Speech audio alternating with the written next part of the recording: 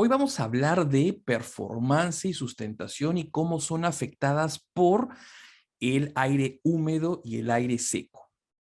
Para poder entender cómo el aire húmedo y seco puede cambiar el comportamiento en la performance y la sustentación, necesitamos entender algo, un par de principios bastante básicos. Uno, el principio de Avogadro, que el nombre de un físico viene del nombre de un físico llamado Amadeo Avogadro, un físico italiano, que nos va a explicar cómo es el comportamiento del aire, sea seco o húmedo. Y la segunda parte que necesitamos entender es el peso molecular de los componentes del aire. Suena difícil, pero es la cosa más sencilla que hay y te la voy a explicar bastante fácil acá. Vamos a verlo. Uno, empecemos por el principio de Avogadro. ¿Qué es lo que dice el principio de Avogadro? El principio de Avogadro te dice que cuando tú tienes dos masas de aire, si conservas la misma temperatura, presión y volumen, estas van a contener la misma cantidad de moléculas. Un ejemplo, si que tengo yo 5 moléculas, no interesa si las moléculas de la otra masa sean más pequeñas, pero contendrá también 5 moléculas. Ese es el principio de Avogadro. ¿Ok? Igualdad en ambas, siempre y cuando conserves temperatura, presión y volumen. Ahora, vamos a analizar, y ponemos esto en pausa un poquito, y vamos a analizar ahora la segunda parte. ¿Qué nos dice la segunda parte?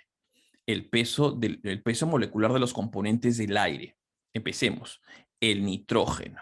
El nitrógeno tiene un peso molecular de 14, pero en el aire va a venir siempre en pares. Entonces, en la atmósfera lo vamos a encontrar en pares, entonces el peso molecular del nitrógeno va a ser de 28.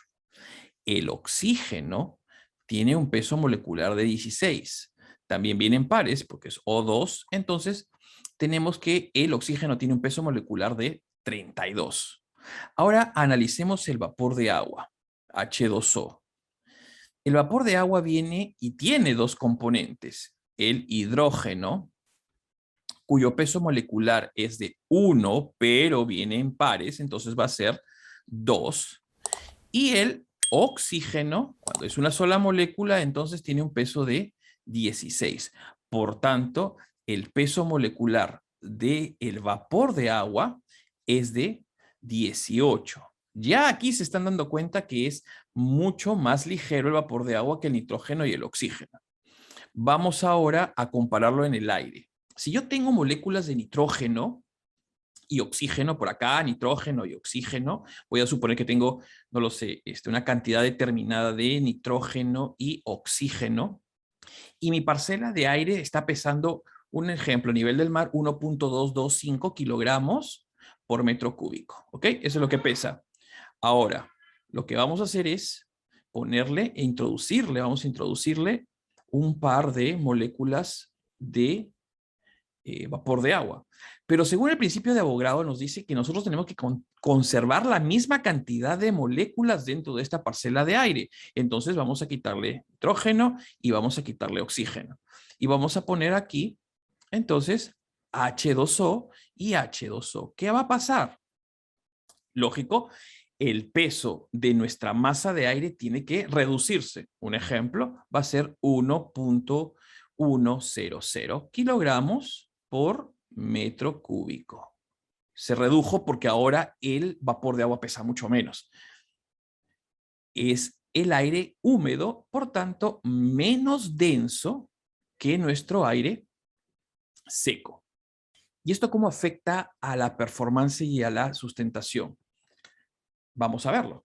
Recordemos una cosa, la fórmula de la sustentación. La fórmula de sustentación es un medio de la densidad por la velocidad al cuadrado por el coeficiente de sustentación por la superficie. Aquí está el problema. Si la densidad del aire es menor, la sustentación va a bajar. Por tanto, tu aeronave va a performar muchísimo menos. Si tu motor necesita empujar mayor cantidad de masa de aire, entonces un aire húmedo va a hacer que tu motor empuje menos cantidad de masa de aire, así sea una hélice o sea un motor a reacción. Es por ello que nuestro aire húmedo nos va a reducir la sustentación y nos va a reducir la performance y por tanto nuestros comportamientos en ambos casos va a ser mucho menor.